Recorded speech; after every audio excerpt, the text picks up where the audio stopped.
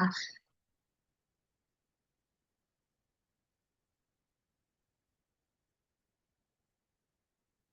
దేవుని నామమునకు మహిమ కలుగును కాక.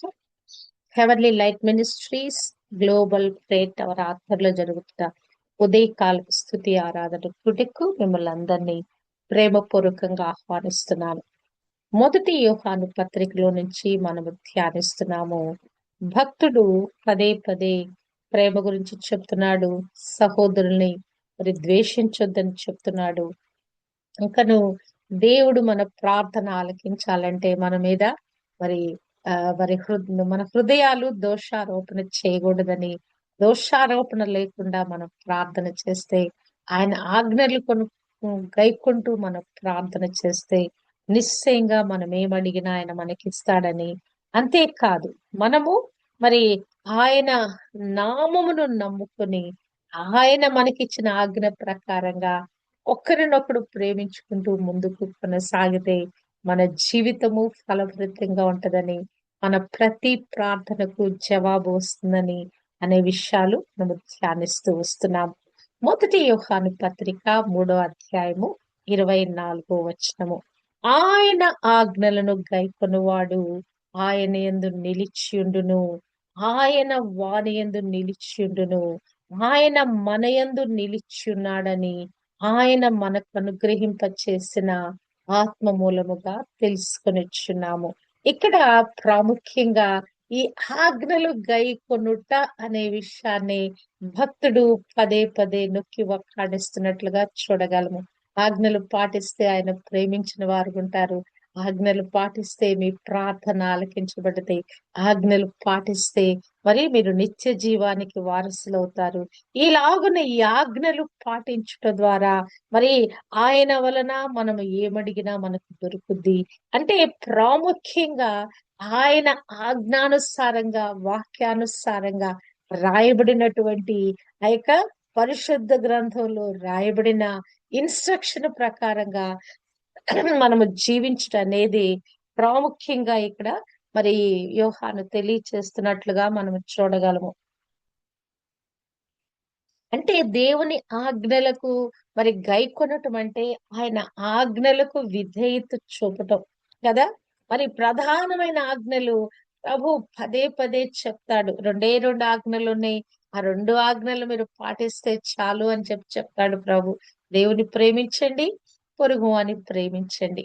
అంటే ఈ ఈ యొక్క ఆజ్ఞలు పాటించుట ద్వారా దేవుడు మనలో నిలిచి ఉంటాడంట. ఈ రోజు దేవుడు మనకు చేస్తున్న వాగ్దానము, ఎవరైతే ఆయన ఆజ్ఞలు, కట్టడలు, న్యాయ విధులు రాయబడిన ధర్మశాస్త్రోపదేశంలో మనకు రాయబడిన అనేకమైన వాక్యాలు, వీటన్నిటిని గైకొన్న వారిలో ఎవరు నిలిచున్నారంట?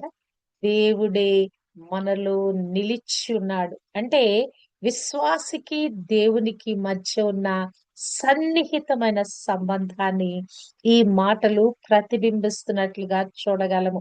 అంటే ఒక ఆధ్యాత్మిక ఐక్యత, విశ్వాసి జీవితము దేవుని ద్వారా కొనసాగబడటానికి, అంటే దేవుడే మానవులలో వచ్చి నివసించాలని మరి ఆయన అభిలషించినట్లుగా మననే దేవుడు తన నివాస స్థలముగా చేసుకోవటానికి మానవుని నిర్మించినట్లుగా ఆయన ఎల్లప్పుడూ మనలో నివసించాలని ఆయన కోరుకుంటున్నట్లుగా చూడగలము. అసలు ఆ యొక్క పరిశుద్ధమైన మందిరము మరి మోషేకు చూపించి ఇలాగున ప్రత్యక్ష గుడారం ఉండాలని ఆయన మరి ప్రత్యేకంగా మోషేకి ఇన్స్ట్రక్షన్స్ ఇచ్చి మరి ఒక పరిశుద్ధ స్థలాన్ని నిర్మింప చేసుకున్నాడు. ఆ మరి నిర్గమకాండము 25వ అధ్యాయం 8వ వచనములో అక్కడ దేవుడు మాట్లాడుతున్న మాట మోషేతో, నేను వారిలో నివసించినట్లు వారు నాకు పరిశుద్ధ స్థలమును నిర్మింపవలను. ఎందుకు ఆ పరిశుద్ధ స్థలం? దేవుడు ఆ ప్రదేశంలోకి వచ్చి ఆయన నివాసము చేయటానికి, దేవుని ప్రజల మధ్య ఆయన కొలువై ఉండటానికి, ఆయన నివాసము చేయటానికి. మొదటి రాజుల గ్రంథంలో 8:27లో సొలొమోను ప్రార్థన చేస్తూ ఏమంటాడంటే, అయ్యా, మరి ఆకాశ మహాకాశాలు సహితము నిన్ను పట్టజాలవు. మరి దేవుడు ఈ లోకమందు నివాసం చేస్తాడా? నువ్వు ఎక్కడో ఉండే దేవుడు కదా! మరి నేను కట్టించిన ఈ మందిరము ఎలాగూ నిన్ను పట్టుకుంటదయ్యా. నిన్ను ఎలాగున ఈ మందిరములో నేను లిమిట్ చేయగలగనయ్యా. మరి ఈ యొక్క మ మందిరము నిన్ను పట్టుకోగలదా? నిన్ను ఈ యొక్క మందిరములో నేను ఉంచగలనా అని చెప్పి ఆయన ఆ మందిరము కట్టి అక్కడ ఒక గొప్ప స్తుతి ఆరాధన చేసి ప్రార్థన చేసిన తర్వాత సొలొమోను వేసిన ప్రశ్న, అయ్యా, ఈ మందిరము అదెంతో ఘనమైన మందిరము. ఈ మందిరములో నువ్వు నివసించడానికి నువ్వు సరిపోవయ్యా. ఈ మందిరము నిన్ను పట్టజాలదయ్యా అని మాట్లాడుతున్నాడు. కానీ పిడికిలి హృదయమైన మన హృదయములో దేవుడు నివాసం చేయాలని కోరుకుంటున్నాడు. మీరు దేవుని ఆలయమై ఉన్నారనియు, దేవుని ఆత్మ మీలో నివసించుచున్నాడనియు మీరు ఎరుగరా? అంటే దేవుడు తన ఆత్మ ద్వారా ఆత్మ స్వరూపుడుగా మనలో నివసించటానికి ఆయన ఇష్టపడుతున్నాడు. పరిశుద్ధాత్మ దేవుని కార్యం ఏంటి? ఆయన వచ్చినప్పుడు ఎక్కడ నివాసం చేస్తాడు? యోహాను సువార్త 14 అధ్యాయము 17 వచనంలో చూస్తే గనక, లోకం ఆయన ఎరగదు గాని ఆయన మీతో కూడా నివసించును, మీలో ఉండును కదా. దేవుడు ఏం కోరుకుంటున్నాడు? ఇక్కడ ఏమని మన ఉదయకాలం ధ్యానిస్తున్నాము? ఆయన ఆజ్ఞలు గైకొనువాడు ఆయన యందు నిలిచిండును. ఎలాగున మనము ఆజ్ఞలు పాటిస్తూ ఆయనలో కొనసాగుతున్నాము. ఈ అభిషేకాత్మ మనలో పొంగి పొర్లుద్ది. ఆత్మ దేవుడే మన వశపరుచుకుంటాడు. ఆయన మీతో కూడా ఉండును, మీలో ఉండును. హల్లెలూయా! నిజంగా గదా. దేవుడు మనందరినీ కూడా అభిషేకించి ఆ యొక్క అంత్యకాలపు అభిషేకము ఏదైతే కుమ్మరిస్తానో, ప్రతి ఒక్క వ్యక్తి మీద కుమ్మరిస్తాననే ఆ యొక్క వాగ్దానము నెరవేర్చబడుతూ ఈ దినం వరకు కూడా పరిశుద్ధాత్మ కార్యము ప్రతి ఒక్కరిలో జరుగుతా ఉన్నది. ఆత్మ స్వరూపుడుగా రక్షింపబడిన యేసు రక్తంలో కడగబడి మరి ఆత్మ చేత పరిశుద్ధపరచబడిన ప్రతి ఒక్కరిలో ఆయన నివసిస్తా ఉన్నాడు. అంతేకాదు, ఈ వాక్ యొక్క ఆత్మ చేత మనం ముద్రించబడతా ఉన్నాము. అంతేకాదు, ఆయనను ప్రతి దినము కూడా మనము అనుభవిస్తున్నాము. అంటే ఈ యొక్క ఏదైతే మనము వింటున్నామో ఈ వాక్యాలు, ఈ వాక్యము మన ఏం చేస్తుందంటే ఆయనలో నిలిచి ఉండేటట్లుగా చేస్తుంది. ఎవరెవరు ఆయన యందు నిలిచి ఉంటారంటే గనక, మరి ఆయన యొక్క వాక్యాలను మన జీవితానికి అన్వయపరుచుకొని మరి కలిసి ముందుకు కొనసాగే వారిలో ఆయన నిలిచి ఉంటున్నాడు. 1 యోహాను 2:5లో అంటాడు, ఆయన వాక్యము ఎవడి గైకొనునో మరి వానిలో దేవుడు నిలిచి ఉన్నాడు. 2:24లో అంటాడు, మీరు మొదటి నుండి మరి ఏది మీలో మీరు వింటున్నారో అది మీరు గనక మరి తీసుకోగలిగితే తండ్రి యందును కుమారుని యందును కూడా మీరు నిలుస్తారు. 2:27లో అంటాడు, మీలో ఏదైతే అభిషేకము ఏది మరి మీరు పొందుకున్నారో మరి ఆ అభిషేకములో గనక మీరు కొనసాగితే మరి ఆయనలో మీరు నిలిచి ఉంటారు. అంటే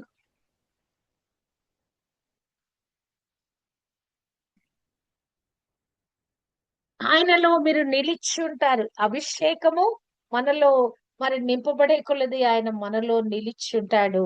ఆయన నీతిమంతుడని ఎరిగి నీతిని జరిగించు ప్రతివాడు కూడా ఆయనలో నిలిచి ఉంటాడు. అంతేకాదు, దేవుడే మనలో నివాసము చేస్తున్నాడు. హల్లెలూయా! కదా. ఈ యొక్క అభిషేకము ద్వారా మనము దేవుని బిడ్డలుగా ఉన్నాము. ఆయనతో ఎల్లప్పుడూ కూడా మరి మరి కలిసిపోయిన వారుగా ఉన్నాం. ఇది వ్యక్తిగతమైన అనుబంధం అండి. ప్రభుతోటి వ్యక్తిగతమైన అనుబంధము.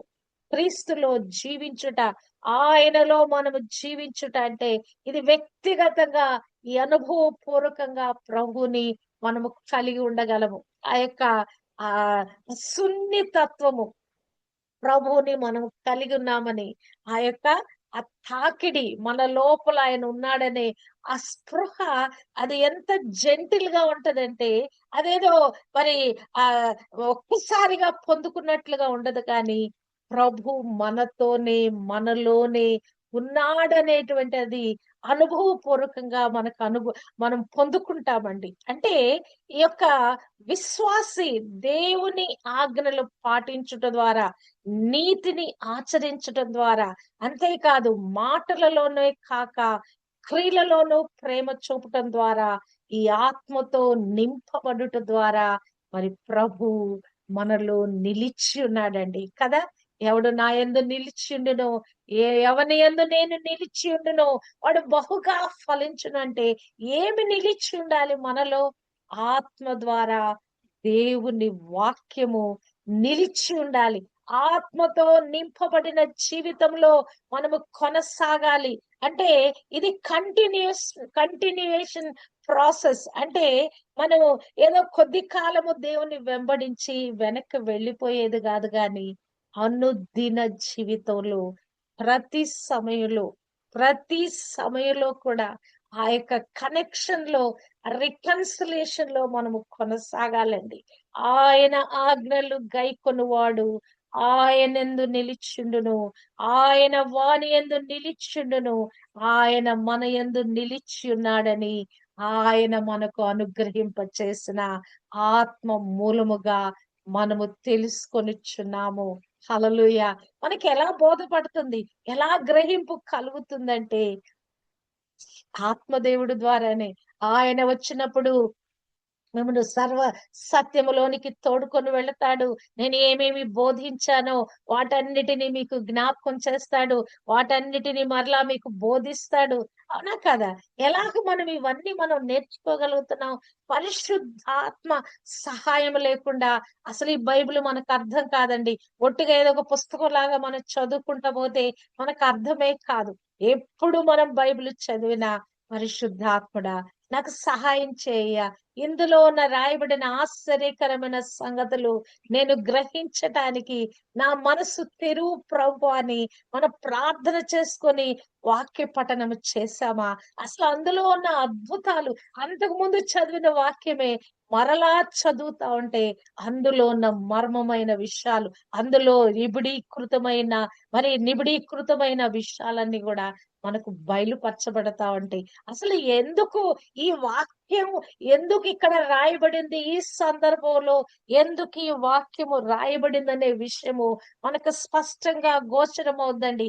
ఆయన మనకు అనుగ్రహింప చేసిన ఆత్మ మూలముగా తెలుసుకొనుచున్నాము. నిజంగానే ఇది మనకి ఎలా తెలియబడుతుందంటే, పరిశుద్ధాత్మ దేవుడేనండి. కానీ ప్రపంచంలో ఏమైపోయిందంటే, క్రైస్తవ లోకంలో ఏమైపోయిందంటే, నామినాలిటీగా అయిపోయి పరిశుద్ధాత్మ దేవుని నమ్మని పరిస్థితి వచ్చేసింది.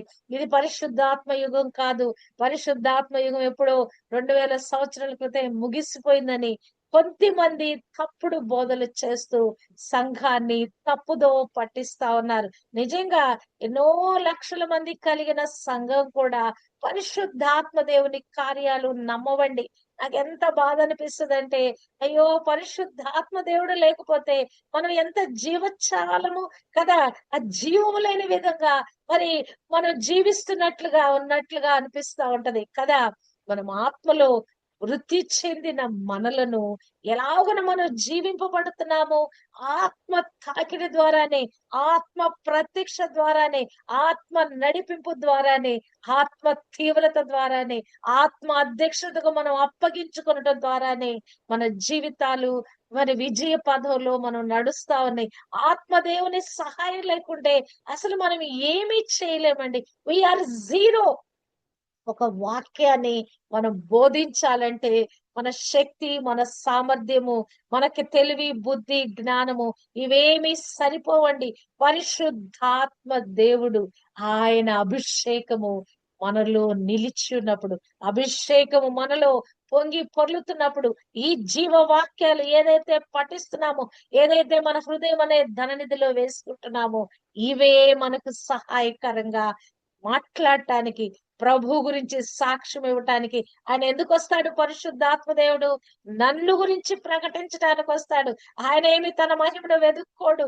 ఏదైతే నేను బోధించానో, ఏదైతే లేఖనాలలో నన్ను గురించి రాయబడినదో, క్రీస్తు మర్మముగా ఉన్న ఆ మర్మాలన్నీ బోధించటానికి పరిశుద్ధాత్మ దేవుడు మనకు సహాయం చేస్తాడు. ఆయన మనకు అనుగ్రహింప చేసిన ఆత్మ మూలముగా మనము తెలుసుకుని ఉన్నాము.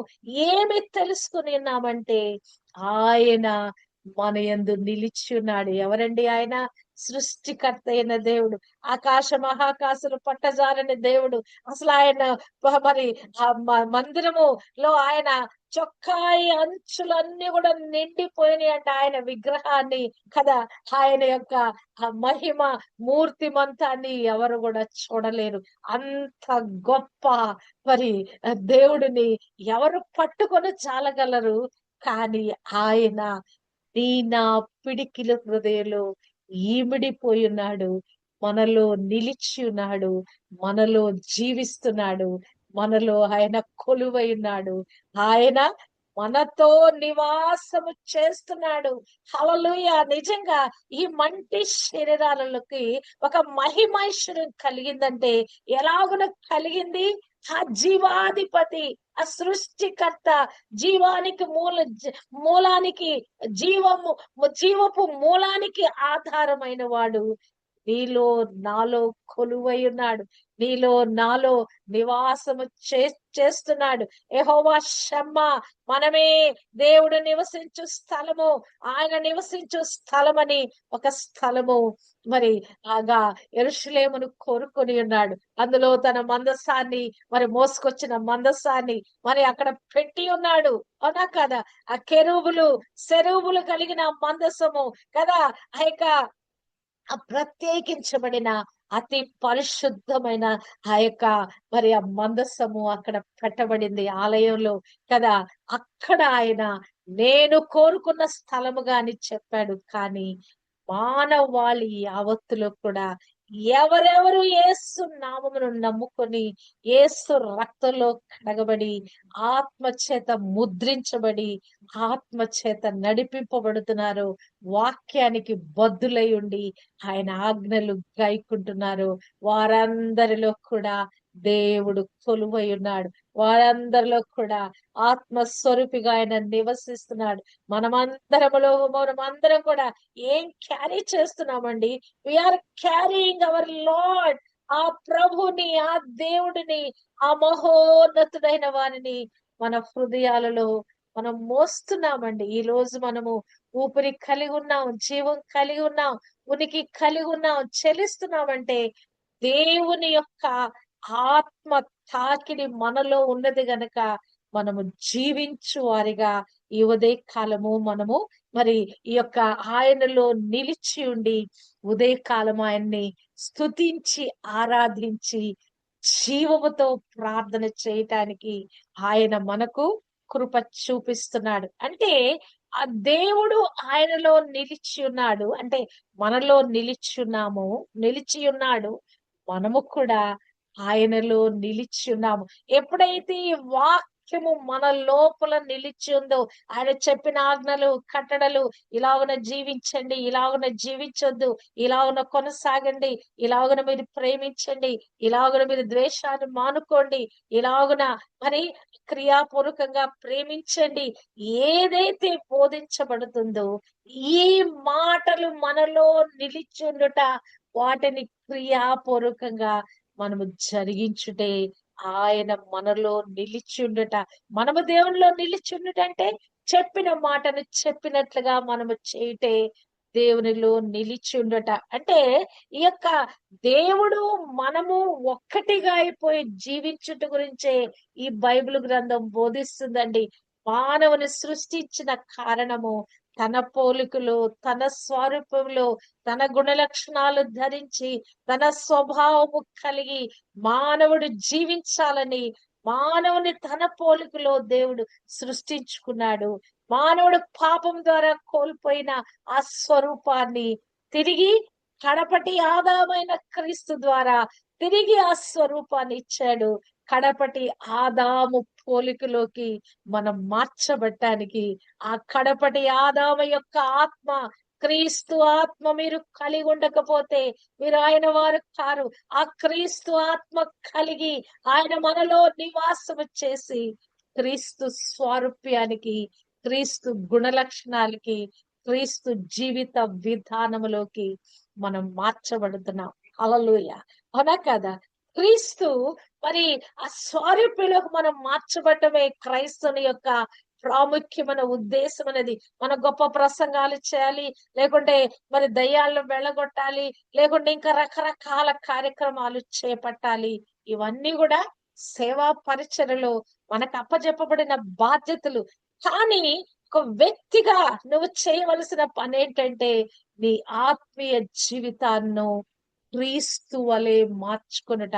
క్రీస్తు ఎలాగున తండ్రికి విధేయుడైనాడు. క్రీస్తు ఎలాగున మరి తన ప్రాణం పెట్టటానికి, మానవాళి యావత్తు కొరకు ప్రాణం పెట్టటానికి ఆయన ఎలాగున సిద్ధపడ్డాడు. అవునా కదా? క్రీస్తు ఎలాగున ప్రజల మీద కనికరపడ్డాడు. అవునా కదా?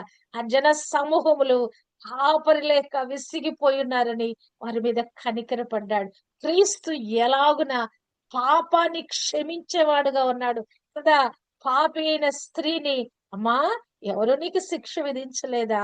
ఇక నేను కూడా నీకు శిక్ష విధించనమ్మా, ఇక నువ్వు పాపము చేయకుము కదా. అసలు ఆయన అసలు ఆ ప్రేమను ఎలాగున వ్యక్తపరుస్తూ ఒక వ్యక్తిని మరి ఆ వ్యక్తిలో కార్యము జరిగిస్తున్నాడో చూడండి కదా. ఖండం చేయటం వల్ల మనుషులు మారిపోరు గాని ప్రేమతో ఆ ప్రేమను చూపించినప్పుడు, అంటే మనలో క్రీస్తు నిలిచి ఉన్నాడు అంటే మనము కూడా ఇదే విధంగా ప్రతిస్పందిస్తామండి. ఇదే విధంగా ఎదుటి వారి ఎడల మనము వ్యవహరిస్తాం. క్రీస్తును పోలి క్రీస్తు అంటాడు, ఏమంటాడు? హ్మ్. నే క్రీస్తును పోలి నేను నడుస్తున్నానని పౌలు చెప్తున్నాడు కానీ, ఆ క్రీస్తు పోలికలోకి మనం మార్చబడాలని మన జీవిత ఉద్దేశంగా, అదే జీవిత లక్ష్యము గురిగా పెట్టుకోవాలని, ఆయనలో నిలిచి ఉండుట అని దేవుడు మనతో బోధపరుస్తున్నాడు. క్రీస్తు మనసును మీరు ఆయుధంగా ధరించండి. క్రీస్తు పోలికలోకి మీరు మార్చబడండి కదా. యోహాను యొక్క ప్రయాస అంతా మనం అర్థం చేసుకుంటే మరి ఒక చోట పౌలు చెప్తాడు, క్రీస్తు స్వరూపము మీలో ఏర్పరచబడే వరకు నాకు మరలా ప్రసవ వేదన కలుగుచున్నది అంటాడు. అంటే యోహాను కూడా ఇదే ప్రసవ వేదన పడుతున్నాడు. ఈ సంఘాన్ని హెచ్చరించడంలో, ఆ దినాలలో ఉన్న విశ్వాసుల్ని హెచ్చరించడంలో పదే పదే పదే పదే ఆయన ప్రేమ ఆజ్ఞలు గైకొనుట, దేవునిలో నిలిచుండుట, ద్వేషాన్ని మానివేయుట, మరి క్రియాపూర్వకమైన ప్రేమ సహోదరుల మీరు చూపించుట. అసలు ఈ మాటలు పదే పదే ఆయన చెప్తున్నా అంటే అర్థం ఏంటంటే వారు క్రీస్తు స్వరూపములోకి మార్చబడాలి. క్రీస్తు వలె మార్చబడాలి. క్రీస్తు యొక్క స్వభావ లక్షణాలు మార్చబడాలి. క్రీస్తుతో సహవాసం చేయాలి. అనుదినము కూడా కలిసిపోయిన అనుబంధంలో జీవించాలి. క్రీస్తు మనలో ఉండాలి, మనము క్రీస్తులో ఉండాలి. అసలు మొట్టమొదటిగా ఈ పత్రిక ప్రారంభించినప్పుడు ఆయన ఉద్దేశం ఏంటి? మా సహవాసం అయితేను క్రీస్తుతో కూడాను, ఆయన కుమారుడై తండ్రితో కూడాను, ఆయన కుమారుడైన క్రీస్తుతోను మా సహవాసం ఉన్నది. ఆ సహవాసానికి మిమ్మల్ని పిలుస్తున్నాము. మేము ఏది తాకి చూచామో, ఏది నిదానించి కనుక్కున్నామో, ఏది మేము పొందుకున్నామో ఆ ప్రత్యక్షతను మీకు తెలియచేయటానికి ఈ పత్రికలు మేము రాస్తున్నాము. ఈ రాసేటువంటి పత్రికల యొక్క సారాంశం ఏమంటే మేము క్రీస్తులో ఎలాగున వేరుపారి, క్రీస్తులో మేముండి మాలో క్రీస్తు ఉండి క్రీస్తు వలె మేము ఎలా మార్చబడ్డామో మీరు కూడా అలాగున మార్చబడి ఎల్లప్పుడూ క్రీస్తులో మమేకమైన వారుగా ఉండి ఈ సహవాసంలో కొనసాగాలని, దాని కొరకు మిమ్మల్ని మీకు పిలిపిస్తున్నానని యోహాను పత్రికలు మొదలుపెట్టినప్పుడు ఆయన ఈ మాటల ద్వారా ఈ యొక్క పత్రిక ప్రారంభించున్నాడు. మొదటి యోహాను పత్రికలో ఆయన రాసిన మాటలు, ఆయన ఉద్దేశము, అసలు ఏ ఉద్దేశమైంది ఆయన? అందరూ కూడా క్రీస్తు స్వారూప్యంలోకి రావాలి. అందరూ కూడా క్రీస్తులో నిలిచి ఉండాలి. క్రీస్తు అందరిలో ఉండాలి. అంతే, రక్షింపబడిన ప్రతి ఒక్కరిలో ఆయన ఆత్మ స్వరూపిగా ఆయన నిలిచి ఉండాలంతే. ఆయన ఆయన అందరిలో మమేకమై ఉండాలి. అందరూ కూడా దేవునితో మమేకమై ఉండాలని ఆయన ఉద్దేశమైనట్లుగా మనము చూడగలము. ఎలాగున ఇది మనం పొందుకోగలమంటే, వాక్యము చెప్పింది చెప్పినట్లుగా మనం గైకొన్నప్పుడు మాత్రమే. ఆయన ఆజ్ఞలను గైకొనువాడు ఆయన యందు నిలిచిండును, ఆయన వాని యందు నిలిచియుండును. హల్లెలూయా! ఆయన మన యందు నిలిచి ఉన్నాడని మనకు అనుగ్రహించబడిన ఆత్మ ద్వారా మనము తెలుసుకుంటున్నామంటే, మన గురించి మనకు తెలుసండి. పక్కవాడి గురించి మనకు తెలియకపోవచ్చు గాని, మన ఆత్మీయ స్థితిగతుల గురించి మనకు తెలుసు. What we are, inner being లో మనం ఏమై ఉన్నామని మనకు తెలుసు. మన ఆత్మీయ స్టేటస్ ఏంటి, ఏదైనా కన్నుమూస్తే పరలోకం వెళ్తామా లేదా అని అది కూడా మనకు తెలుసు. ఆత్మ ఆయన మనకు అనుగ్రహింపచేసిన ఆత్మ మూలముగా తెలుసుకొని ఉన్నాము. ఒక మనుష్యుని ఆత్మలో ఉన్న సంగతులు అతనికే తప్ప మరి ఎవరికి తెలియను. మనకి తెలుసు. We know the status of our Christianity in our lives. మన జీవితంలో మన గురించిన విషయాలు మనకి తెలుసు అని ఇక్కడ పరిశుద్ధాత్మ దేవుడిని సాక్ష్యంగా పెడుతున్నాడు. ఆత్మ ద్వారా మీకు తెలియను. మీకేదో మీ బ్రెయిన్స్, మీ నాలెడ్జ్, మీ బుద్ధి ఈ లోక సంబంధమైన జ్ఞానంతో కాదు మీరు ఎరిగి ఉన్నారు. దేని ద్వారా ఎరిగి ఉన్నారు? ఆయన మన యందు నిలిచి ఉన్నాడని, ఆయన మనకు అనుగ్రహింప చేసిన ఆత్మ మూలముగా తెలుసుకొని ఉన్నాము. అంటే ఆ తీగ ద్రాక్షావళిలో అంటు కట్టబడి ఎలాగున బహుగా ఫలిస్తుందో అట్టి విధంగా ఆయన మీలో నివాసము చేస్తున్నాడు. మీరు ఫలభరితమైన ఆ మొక్కల వలె ఉండాలని, మీరు ఫలించిన కొమ్మల వలె ఉండాలని, ఆత్మ ఫలము ఫలించి క్రీస్తును ప్రతిబింబించేవారుగా ఉండాలని కదా ఆయన మీలో నిలిచి ఉన్నాడని మరి మీరు ఎరుగుదురు. ఆత్మ ద్వారా ఎరుగుదురు అంటే ఏమి? మరి ప్రపంచానికి మనము తెలుసుకున్న దాన్ని బోధించగలము. మనలో ఉన్న ఆత్మ ఫలాల ద్వారా ఏమి మనము ఫలించామో దాని ద్వారా, ఇదిగో క్రీస్తు నాలో ఉన్నాడు, నేను క్రీస్తు బిడను, నేను క్రైస్తవురాలను, హల్లెలూయా, క్రీస్తుకు నేను సాక్షిని, క్రీస్తును మోస్తున్న మరి ఒక వాహనాన్ని అయి ఉన్నాను నేను, మరి ఒక గాడిదనై ఉన్నాను, మరి క్రీస్తు కొరకు ఒక నేను పత్రికనై ఉన్నాను కదా. మనుషులు మన జీవితాలను చదువుతున్నారు కదా. చదువుతున్న మనుషులు చదువుతున్న పత్రికలు మీరే కదా అని పౌలు ఒక చోట ప్రశ్న వేస్తాడు. అంటే మనలో నిమిడిపోయిన ఆత్మస్వరూపిగా మరి ఇమిడిపోయిన మరి మరి నిండిపోయిన ఆ క్రీస్తును మనము కలిగి ఉన్నాము. ఆ క్రీస్తును మనము లోకానికి చాటి చెప్దాము. కుటుంబంలో, సంఘంలో, సమాజంలో క్రీస్తు నాలో నిలిచి ఉన్నాడు అనేటువంటి స్టేట్మెంట్ మనము మాటల ద్వారా కాక క్రియాపూర్వకంగా చెప్పటానికి అటువంటి క్రియలు, అటువంటి ఆత్మాభిషేకము, అటువంటి ఆత్మానుసారమైన జీవితం మనము జీవిస్తూ ఈ వాక్యము మనలో నెరవేర్చబడటానికి మనం ప్రయాసపడుదుము గాక. ఆయన ఆజ్ఞలు గైకొని ఎడల ఆయన మన యందు నిలిచి ఉన్నాడు, మనము ఆయన యందు నిలిచి ఉన్నాము. ఇది మనము ఎరిగి ఉన్నాము. ఇది మనము ఎరుగుటే కాదు గాని మనలో క్రీస్తు నిలిచి ఉన్నాడని లోకము కూడా తెలుసుకున్నట్లుగా క్రీస్తు వలె, క్రీస్తు స్వభావాన్ని, క్రీస్తు గుణ లక్షణాలను ధరించిన వారమై ఈ లోకంలో క్రీస్తుకు ప్రతినిధులుగా మనము కొనసాగుదుము కాక. అతి కృపా దేవుడు మనకు అనుగ్రహింప చేయును కాక. ఆమేన్.